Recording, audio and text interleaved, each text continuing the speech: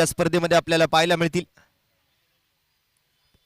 आणि यावेळेला राऊंड विकेटचा पहिला बॉल यावेळेला डिक्लेअर झोन मध्ये जाताना आपल्याला पाहायला मिळतोय. गोलंदाज कधी एबी सामर्थ्य मालेगाव तर कधी प्रिवाण ओमकार 11 नायगाव हातातून निसटलं. यावेळेला पुन्हा एकदा मात्र फाईन लेग क्षेत्राकडे, पण तिकडे मात्र एकच धाव मिळणार आहे.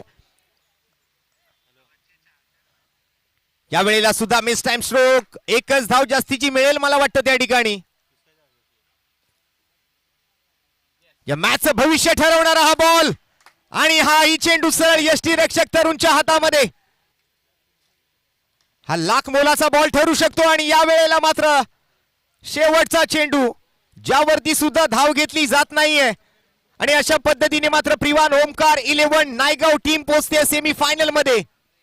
वेल done, well played and congratulations. Rahulji Singh यांचं सेलिब्रेशन आपण पाहू शकता मैदानाच्या आतमध्ये.